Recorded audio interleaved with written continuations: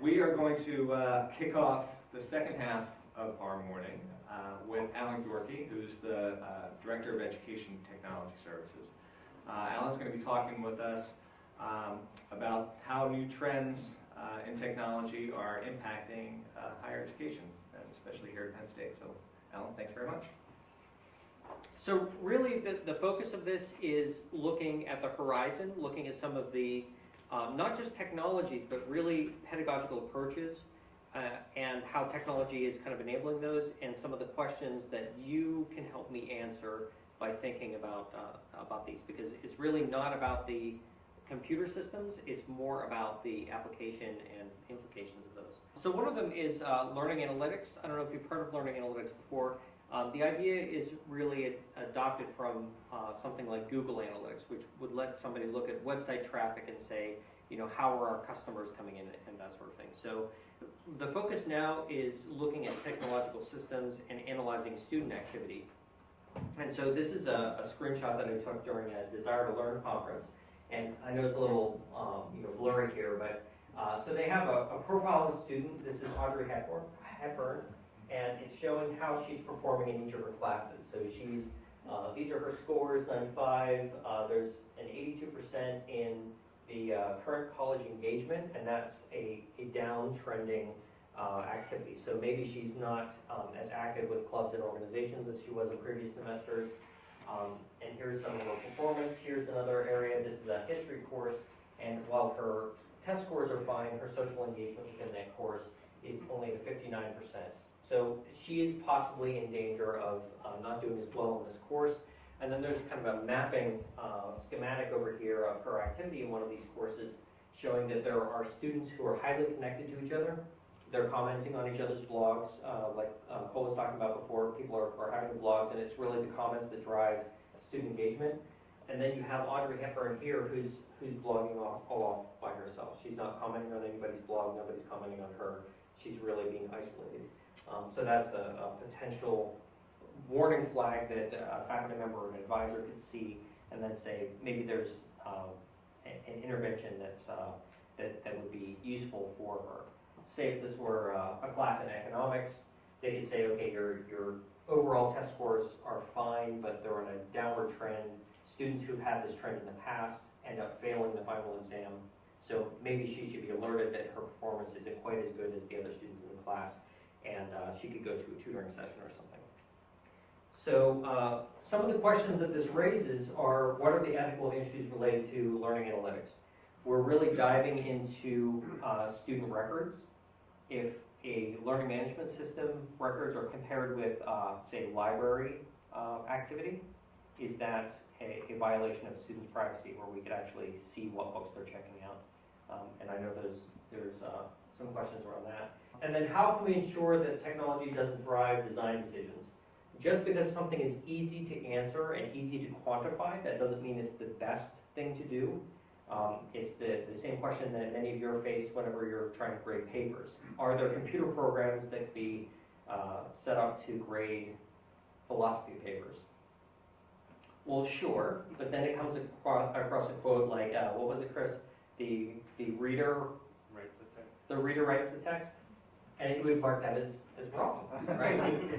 The reader, no, the reader doesn't write the text, but what is a powerful statement would be not seen by a computer as a logical argument. So those are the kind of things that we need your help thinking through. Some of the activities that we're doing right now, we have currently a faculty fellow position, Simon Hooper in the College of Education. He's had an interest in assessments and student analytics for quite some time, so we're working with him. There's going to be some learning analytics tools that are going to be tied into Angel, so we'll explore those and see what that provides. And then there's a service called highlighter.com, and of course English 202B, we're going to be attaching those together. And what that does is it helps a faculty member see a record of their students. Like, this student is highlighting many passages, they're commenting on other students' highlights. So it's kind of a way to see the engagement in the course using that technology. Badge systems, I'm not sure if you've heard of badge systems before. The idea really goes back to the old, Boy Scouts. They get the merit badges. Girl Scouts. In a lot of social media applications, you get badges for participation. Foursquare, you become the mayor of a town. There could be a ranking list. These are the epic bloggers, people who achieve a certain status through their participation.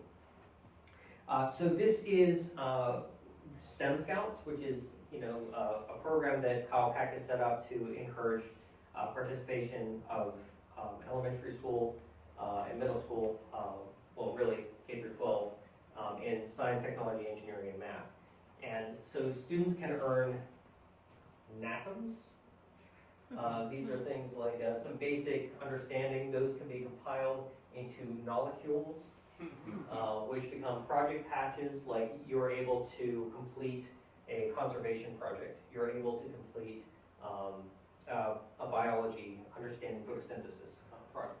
Those become maker medals, which are things like mastery in certain topic areas, and then finally STEM blooms. So the idea is that going from a very early age, people would be able to participate in small components that add up to these bigger areas, and build upon those throughout their career, and being kind of recognized for their activity. So some of the questions related to badges that we're dealing with. What ways will they disrupt traditional university degrees? There's a lot of concern that, if we have badges, degrees are going to be meaningless. People will just be able to go around to a series of online courses and be able to assemble their own degree. I'm more interested in what this means for things like transcripts.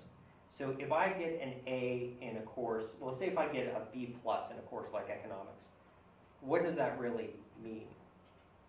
Do I have a mastery of supply and demand, and I just have some missing information about mortgage payments or something? What areas have I mastered and what haven't I? So it might become a way to show more specialized expertise in a particular course. Likewise, whenever I talk to people about what isn't on the transcript, so a student goes through it and they create a resume after completing a college degree. It says that they have a certain GPA, but then they also have to add all these other things about student leadership activities. So if somebody participates in THON, maybe they get a philanthropy badge for having demonstrated that is something that they care about. Maybe if they're on a committee, they also get a leadership badge that demonstrates not only are they an excellent philosopher, but they're also a humanitarian, as measured by a sustained activity. And then, will these be regulated by the university as some kind of certificates? And it could be if they're tied to formal degrees. But in some cases, badges and the ability to earn badges actually drives activity. And we might want that. That might make people game the system. But maybe that's what we want. So in other words, if somebody only needs to complete 2 more service projects to get that philanthropy badge, maybe they'll do that. Maybe that's not a bad thing. Intrinsic and extrinsic rewards, that's a big issue that comes up with badges. So some of the badge activity we're involved with Kyle Pack and the STEM Scouts. Also our education gaming commons has the Econ U game to again explore economics. I've talked a lot about economics today. And Chris Stubbs will be showing that later, but one of the things that they found is that students kept playing the game repeatedly to earn more badges, or more trophies in this case, within the system. Massive open online courses. So the idea behind this is that certain universities like Stanford are going to put on courses about something like artificial intelligence, and 200,000 people are going to participate. These courses are free. They tend to be the best of what universities have to offer, what they're known for. Coursera is one of the offering organizations, Coursera.org. Currently, more recently, they just passed 1 million students, if you can call them students, 1 million participants, or 1 million people who have signed up, maybe. And then take the world's best courses online for free. That's kind of the idea behind this. And so you can see some of the more recent machine intelligence, introduction to sustainability, where universities are really saying, what are we known for, and can we put that online so anyone can participate? Alan, question? Yeah. Is it your sense that these universities will eventually attempt to exploit or commercialize these visitors, and how might they do that?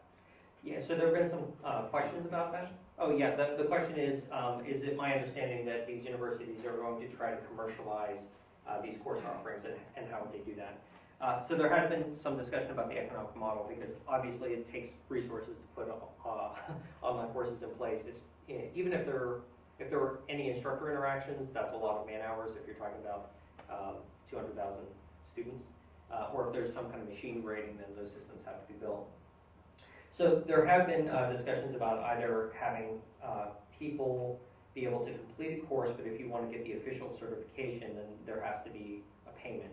So maybe you have to pay $99, and then somebody certifies that yes, you actually understand machine intelligence through some kind of assignment and review process. Another one that I heard was, say if it's a massive open online course about mobile app development, a company who's looking for mobile app developers could pay Coursera or the university, it'd be a split fee, for the students who perform the best in those courses, and that would be their recruitment list. So that's kind of a behind the scenes, not upfront economic model. Right now these are all free, and by definition massive open online courses are free. Some of them aren't so massive, they might be limited to 500, but that's still more than we typically have in a classroom, aside from Thomas. Is that good? Yes, thank you. So some of the questions that I have, what is the value of offering MOOCs that are free and open to the world? And by that I don't necessarily mean the economic value. I'm saying, as a university that receives public funding, how are we making life better by offering courses, say, on something like sustainability to the world? What does that mean for our alumni? What does that mean for our current students who might feel that they're paying real tuition dollars? They expect real courses, not some online thing. They don't want to be competing with the masses. There were some of those concerns brought up by massive open online course models where there's a cluster of local students, and then their work is being shared with a very broad audience. The students who are on campus felt like they were being ignored or not given as much attention. And then what systems can be used to support these scales? So what does it mean to do a philosophy course of 200,000 people? Can you really have that kind of dialogue with that group, or maybe the group has the dialogue with each other? Some of the MOOC type activity that we're doing, we're working with the College of Arts and Architecture right now to do an introduction to visual arts. It's basically kind of like an art appreciation course that talks about the language of the arts, and there's some components about kind of an introduction to drawing elements of that. Earth and Mineral Sciences offers a lot of their course materials online for free now, so there's a potential there to develop those into massive open online courses. Center for Sustainability is another one of those. And then could we do a MOOC related to the World in Conversation project, which is Sam Richards, he's already putting videos out online. Could you have a public dialogue around what's happening in the class as kind of a layered approach? And then finally, the idea of e-textbooks. A lot of publishers are saying that they're going to reduce costs for students and increase the number of features available. I went to Know to look at one of these yesterday, and they've improved dramatically since the first time I tested them. It used to be that publishers were just taking static PDFs and putting them in this reader and PDF reader, that's it. I got frustrated whenever looking at them for the first time, because the table of contents, for example, would list chapter 1, here's the page numbers, here's the topics, but that wasn't interactive. You couldn't click on that and jump, and that's like a basic feature of hypertext that most of us have gotten used to over the last 15, 20 years. So this is just a screenshot from one of them. It's a page about the structure of cells, and you can touch this image to take a virtual tour.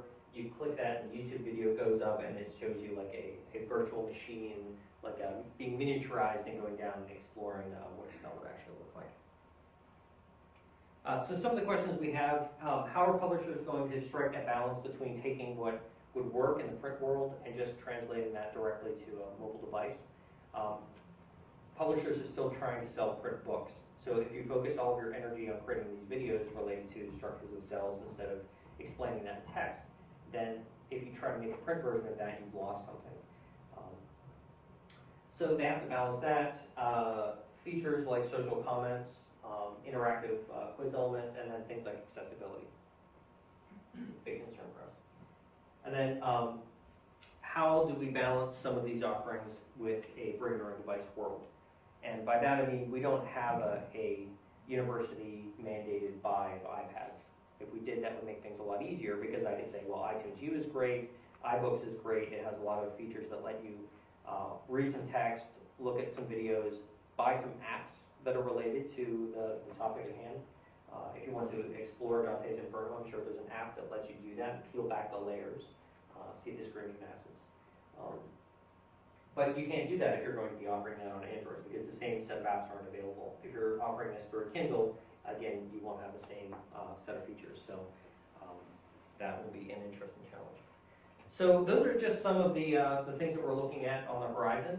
If you want to contact me about any of those ideas or other ideas related to new technologies and how they're impacting teaching and learning, please let me know. And I'll put in a shameless plug. If you're working on anything with digital humanities, I'm very interested in those conversations because anytime that somebody is making that kind of collection of rich data, there are teaching and learning applications for that. So, thank you.